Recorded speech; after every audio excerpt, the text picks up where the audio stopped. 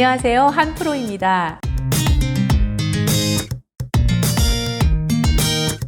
안녕하세요, 한프로입니다. 오늘은 부모님께 들려드리고 싶은 이야기가 있어요. 오늘은 우리 부모님들에게, 우리 자녀들에게 물고기를 잡아주지 말고 물고기 잡는 법을 가르쳐줘라, 7위 법칙과 증여 제목으로 이야기를 하게 될 건데요.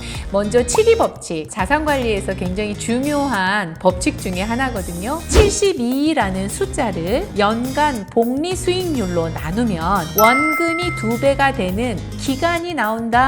아인슈타인은 과학적으로도 유명하잖아요. 그리고 하얀 머리 굉장히 유명한데, 복리야말로 인간의 가장 위대한 발명이다, 이렇게 이야기를 하면서 이 7위 법칙을 안내해 주셨습니다. 자, 원금이 2배가 되기까지 걸리는 시간, 즉 연수는 70일을 내가 현재 투자할 그 수익률로 나누는 것이다. 예를 들어서 제가 10%가 되는 투자 수익률 9에 1억의 자산을, 이 10%를 72에 대입해서 나누는 거예요. 그러면 7.2라는 숫자가 나옵니다. 1억이 10%의 투자 운용이 복리로 이루어지게 되면 7.2년 후에는 2억이 된다. 유대인의 경제교육 중에서 성년식이 있어요. 성년식에 남자 나이 만 13세, 여자 나이 만 12세 때에는 성인식으로 해서 3개의 선물을 받게 되거든요. 첫 번째, 성경. 두 번째, 시계.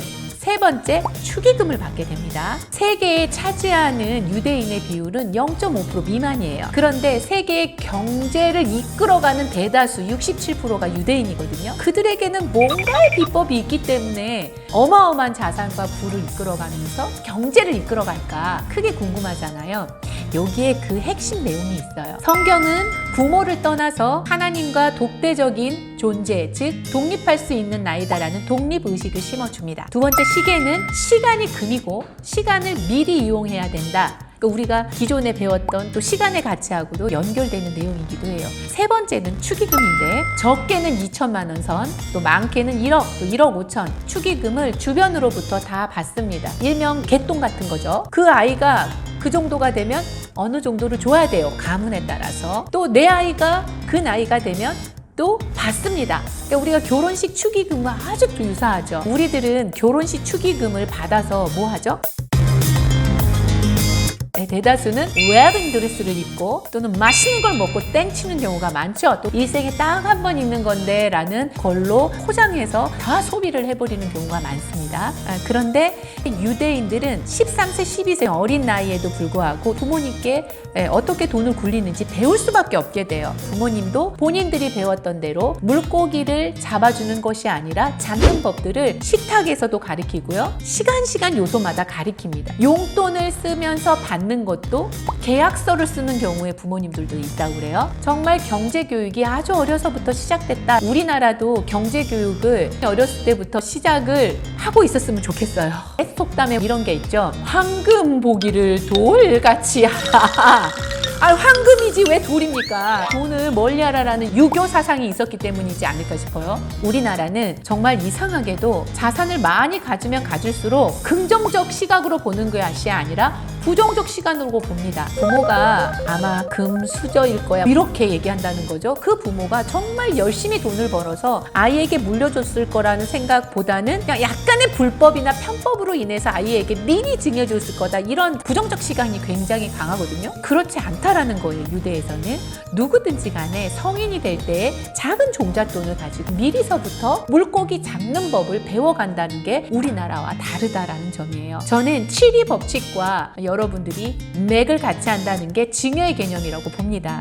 우리나라는 돌잔치라는 걸 해요. 저는 자녀가 3명인데 2명은 했지만 3명은 차마 못했어요. 돌 맞을까봐. 첫째 아이 때 돌잔치를 하고서 1,800만 원 정도가 들어왔어요. 그날 오신 분들을 제가 옷도 빌렸고 영상 촬영도 하고 돈을 많이 썼던 것 같아요. 남겨보니 900 정도가 남았었어요. 남은 걸로 카드값을 냈습니다.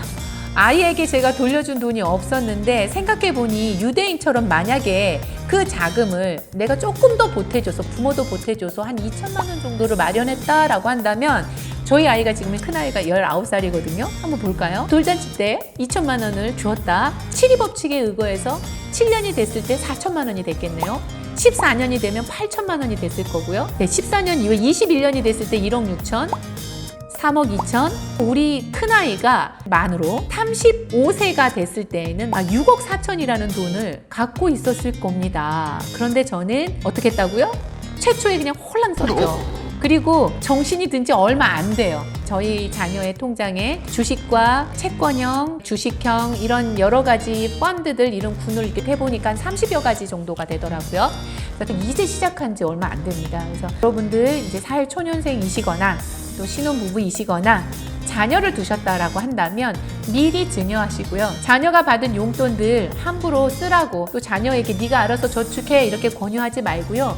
물고기 잡는 법을 가르쳐 주는 것처럼 주식군에 대해서도 관심을 기울이게 해주시고요. 다른 부분들도 직접 할 수 있도록 해보세요. 그래서 자녀의 손을 잡고 가까운 CMA 계좌를 만들 수 있는 증권사에 가셔서 계좌 개설을 꼭 진행하시면서 자녀에게 내가 그냥 좋은 부모가 아니라 물고기를 잡을 수 있는 걸 가르쳐주는 경제교육의 훌륭한 선생님으로 남아주시길 바랍니다. 여러분들의 자녀는 이제 시작이시니까 꼭 한번 증권사에 가시거나 계좌 개설 꼭 시켜주시기 바랍니다. 자, 오늘은 7위 법칙과 증여에 대해서 안내해 드렸고요. 다음 시간에 더 좋은 것으로 또 찾아뵙겠습니다.